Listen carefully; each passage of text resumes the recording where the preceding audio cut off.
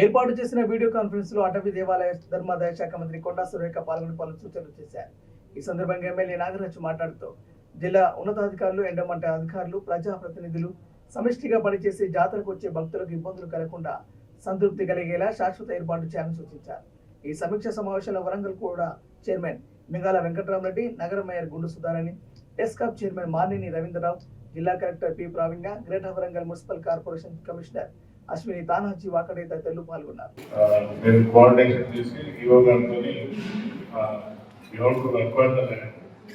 Private lands వాళ్ళకు lease తీసుకోవడమా lease తీసుకోవడమా అది ఉంటుంది కాబట్టి అది మెయిన్ ఇంపార్టెంట్. డీసీపీ గారు చెప్తున్నట్టుగా స్నానాల గది కూడా చాలా ఇంపార్టెంట్.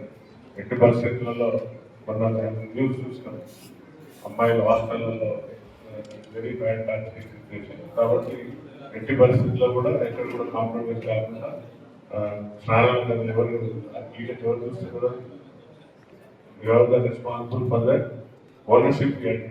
ప్రతి ఒక్కరు ఎవరైతే బాధ్యత ఓనర్షిప్ బాధ్యత లేదు, ఓనర్షిప్ ఓన్ చేసుకోవడం. నేను ఈ డ్యూటీ అంటే డ్యూటీ వరకే చూసుకుంటాను, అది కాదు దాన్ని ఓన్ చేసుకొని ఓనర్షిప్ మై రెస్పాన్సిబిలిటీ అని ఎట్టి పరిస్థితుల్లో కూడా మహిళలకు ఇన్కన్వెన్స్ కాకుండా స్నానాల గదులు కాడడానికి ఇలాంటివి కూడా ఏమాత్రం ఆ ఛాన్స్ ఒకటి. రెండోది కోఆర్డినేట్ చేసి ఏసీపీ గారు అడిగినట్టుగా ఐరన్ బార్కెట్స్ అనేది కేంద్రంలో చూసుకొని చేద్దాం, అది చేయండి. సీసీ కెమెరాలు అన్ని పనిచేస్తున్నాయి. ఏసీపీ గారు సీసీ కెమెరాలు ఓకే.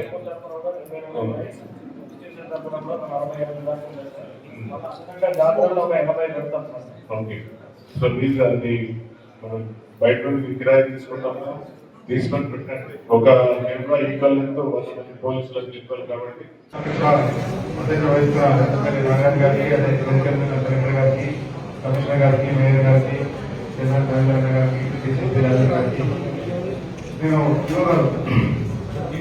ముందు ఫాలో అప్ చేయాల్సింది. ఇప్పుడు నాకు కట్టలేదంటే ఇప్పుడు ఎంత కట్టడానికి వెళ్ళాలి వెళ్ళాము సార్. మా పేరు మేడం ఉంటారు కదా సార్. ఇప్పుడు ఏమంటున్నాం అంటే మీదైనా government department, మాదైనా government department.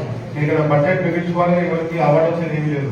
So next time కి మీకు ఏం కావాలన్నా పర్మనెంట్ గా మాత్రం అడగండి, అవి ఇప్పుడు పెండింగ్ గా చేసిస్తాం. దాంతో పాటు ఇప్పుడు అన్నీ చెప్పినట్టు చేంజింగ్ రూమ్స్ కూడా పర్మనెంట్ గా కలుగుతాం. మీరు ఐడెంటిఫై చేయండి ఒక ఏరియా మహిళలకు ఏదైతే చేంజింగ్ రూమ్స్ ఉన్నాయో అదొకటి. ప్రతిసారి మీరు ఈ ఫ్యాక్టరీ ఆఫ్ ట్యాక్స్ అని పెట్టి టెండర్ వేసి పైసలు వేసి చేయకండి. ఎక్కడెక్కడ మీకు ట్యాంక్స్ కావాలో దాని చుట్టూ వాటర్ ట్యాంక్ పెడితే పర్మనెంట్ గా ఒక 10 చోట్ల అది కూడా బడ్జెట్ చేయండి. దానికి చేంజింగ్ రూమ్స్ కి, టాయిలెట్స్ కి గవర్నమెంట్ ని కంప్లీట్ చేసి ఇస్తాము. దాన్ని మీరు లీజ్కి ఇచ్చి వచ్చిన పైసలు మనకు దీంట్లో వాడుకోవచ్చు కదా.